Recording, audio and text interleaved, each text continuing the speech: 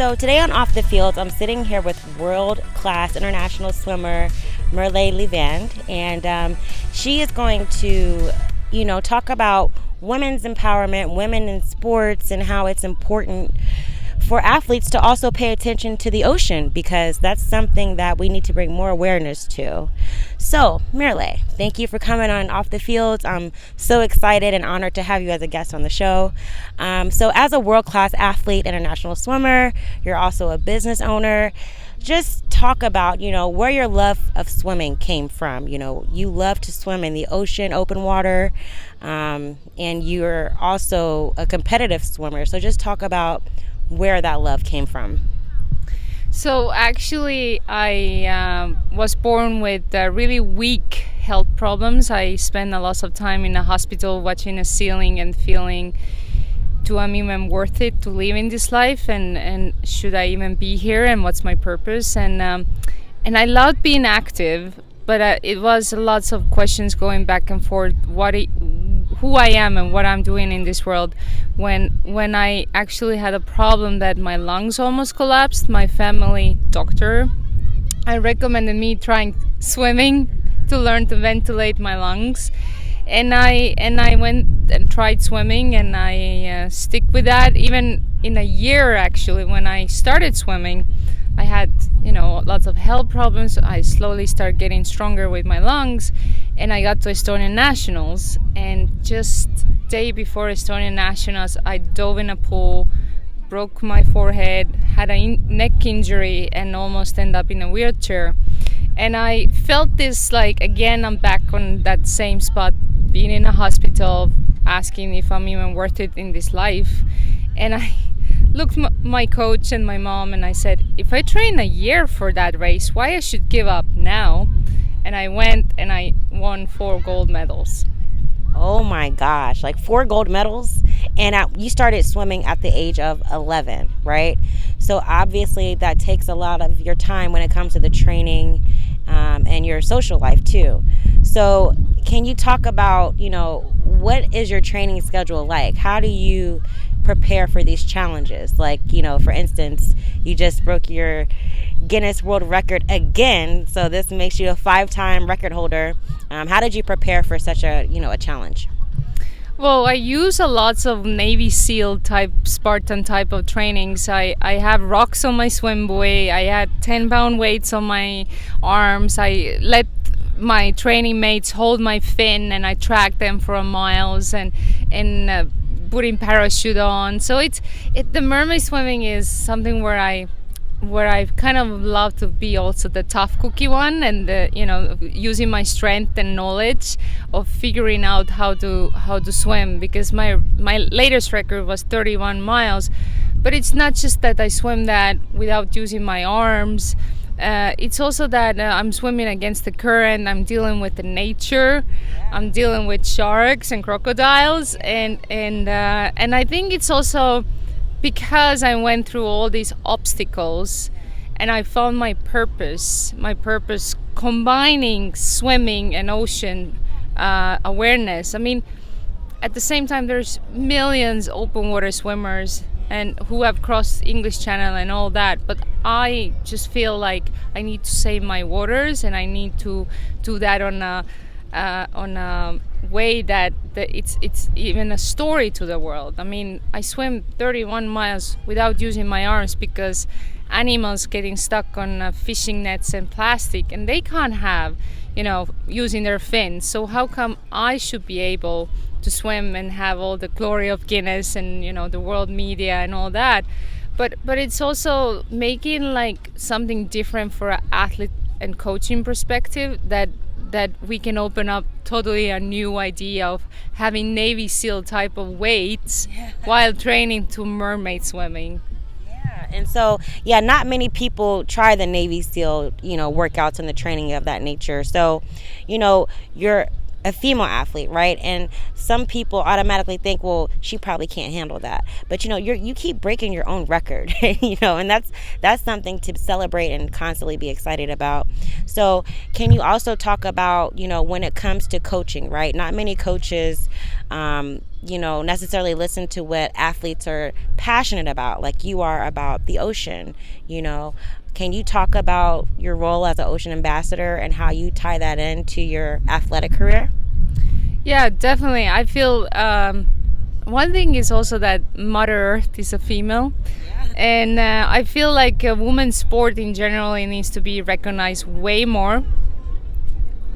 Because, I've been 20 years of female athlete.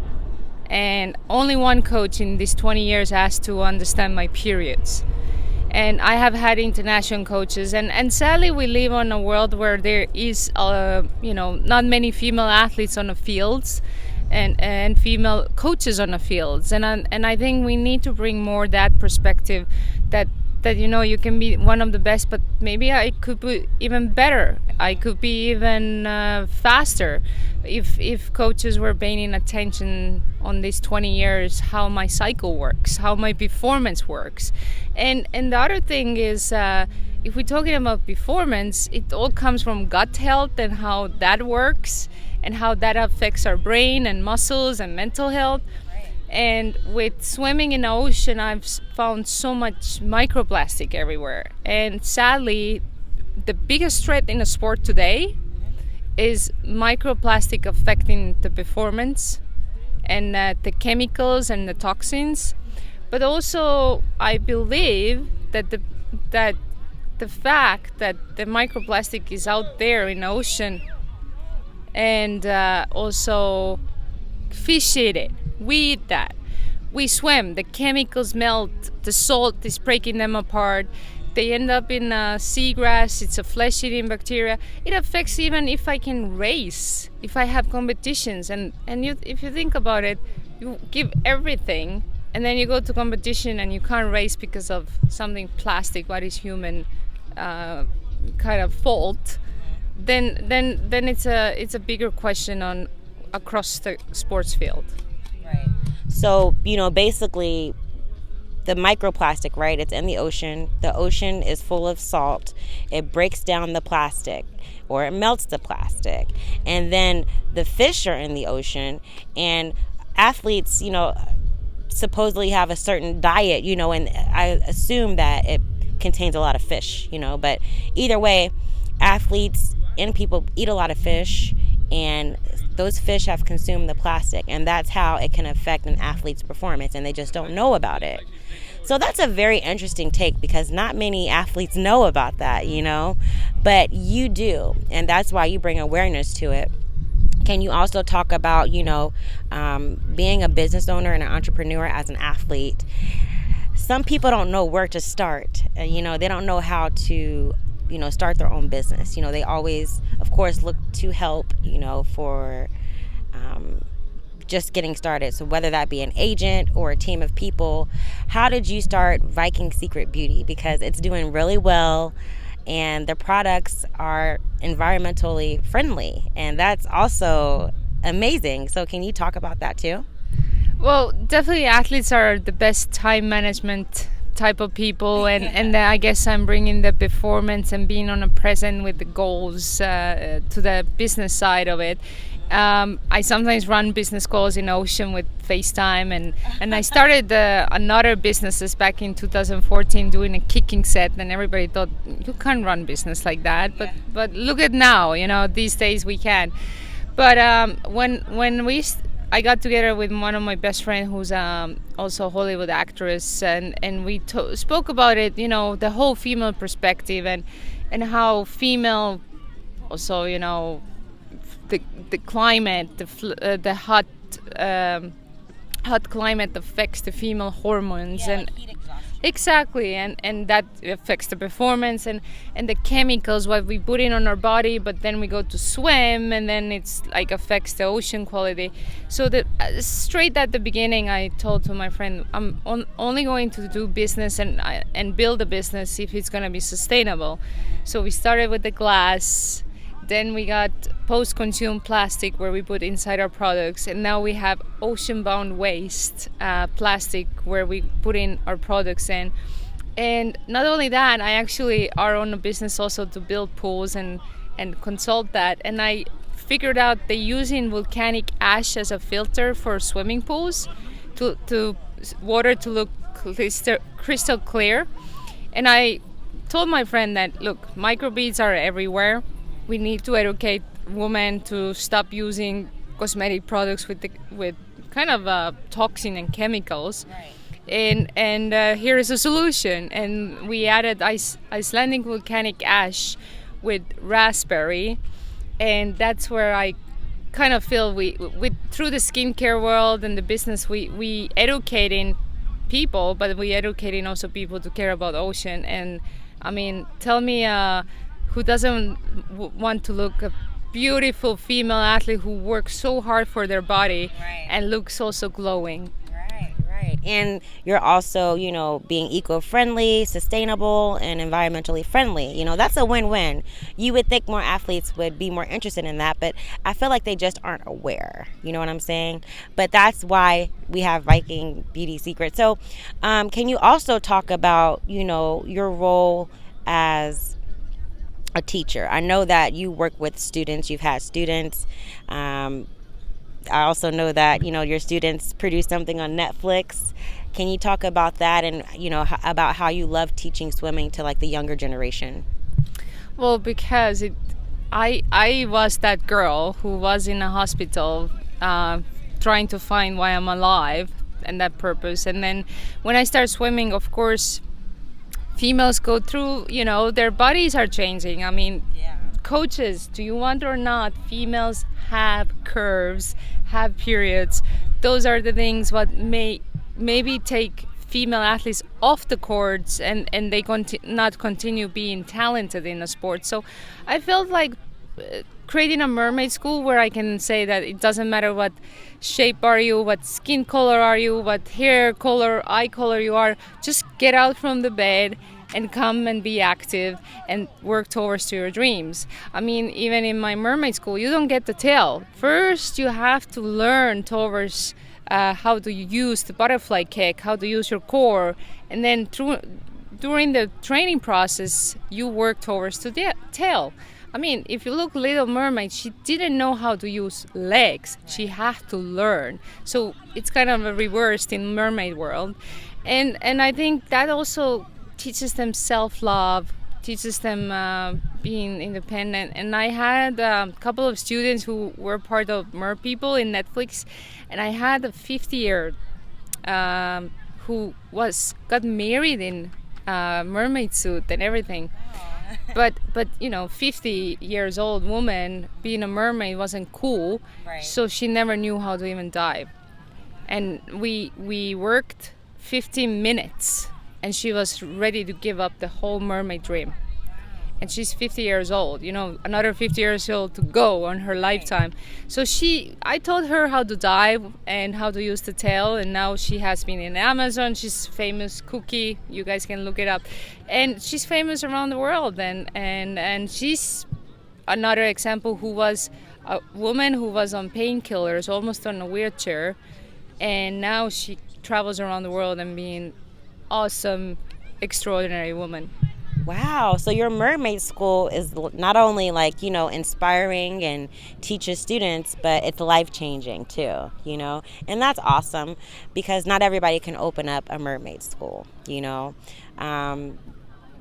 What else do you have going on that's upcoming? I know you mentioned something about with Ninja Warrior, which a lot of people love Ninja Warrior. I mean, I love Ninja Warrior. It's very entertaining and it's competition, but it's a lot of fun, What is your upcoming project that you have going on with them?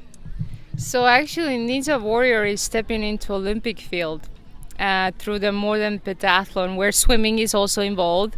So all the Spartan and ninjas and Hollywood stunt people who exercise that sport have opportunity to go to Olympics, and I have been there 3 years seeing that dream to come through, and I'm so excited. We are building first Olympic training facility. Can't tell you where, but it's just it's a lot of excitement going on. I mean, it has been engaging throughout all the TV shows, and the fact that now I can take those Navy SEAL Spartan guys and teach them to swimming. That's another thing. Or maybe we can take fastest track runners. You never know. So I think the sport world is growing amazing, and I think there's a lot. But we need to, when we grow, we can't forget all the angles of the sport, what's going on. So it's important. Yes, and speaking of, what's going on in different angles, I know that in the field of swimming, competitive swimming, collegiate swimming, there has been an issue or at least a concern with trans athletes. Can you talk about what's your take on that? Because I know that, as a female athlete, there's a lot of women empowerment, and we're all for women's sports and how sometimes it's underrepresented. But basically, when it comes to trans athletes, there are some sports fans who totally disagree. And then there's your perspective, which is very unique. And can you just talk about it a little bit more? Yeah, I think love is love, and if you want to feel love on your own home, that's totally should be there, and everybody should love themselves and not give up in a world. But I think going back to female sport is not studied that well. The fact that nobody didn't care about to ask how's my and many other female periods work, to study that on a medical world, on a biohacking world, on anti-aging world, that just tells me that we should open up totally, that there's different categories. We have men, female, and then transgender, and we should also totally help also transgender world to learn about their hormones, to study their hormones, to open the new market of business, to open the new sport of entertainment. I think when we create category totally for them, and the same time, because we will look the female, we will look also how men can go far in a sports, because we study also men hormones. I think that will work so much. So you were talking about how trans athletes need to have their own category, right? And that would be better. And it actually sounds like a great idea. I never thought about that. But why do you think that would be better? Because that can open a new business market. We can study how their hormones work, how their growing up works, what they need, because they're part of our planet. We need to recognize that. But we also need to recognize that women bodies are born differently because their hormones are different, chromosomes are different. Men bodies are different. And now we have a chance to open the whole idea of studying way more. What is female? What is male? What is their performance? What is their hormones? What is My dog's trying to climb up. What is their opportunities? And that will open entertainment. It will open the fans, the members, and we will get more people in a sport that way. Just have different categories and embrace them, and then and study, because it's all how much we can bring the medical awareness to this world. Yeah, and that would actually bring more peace as well. So that's awesome. I think that brings a great perspective, and I think that you being a female athlete, I think that you put it in a way where people can understand, and it was very educational. So I appreciate that.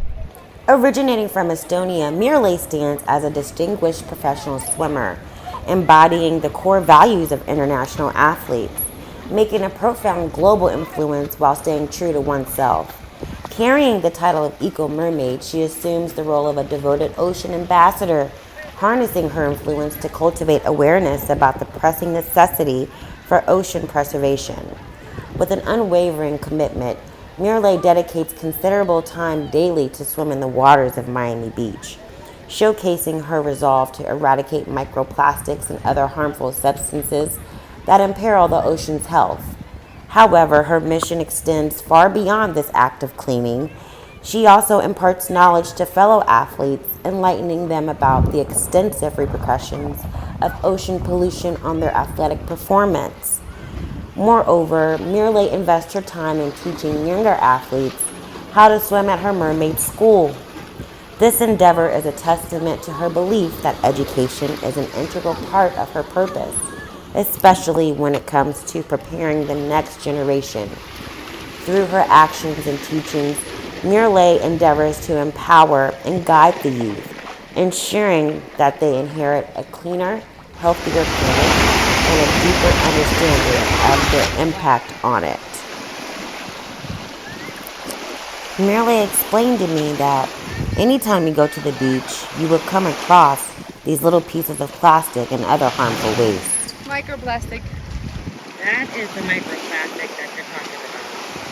Wow. We all could learn from Merle. All athletes should understand this perspective. A lot of athletes enjoy going to the beach, but they don't think about the harmful waste. Little tiny ones.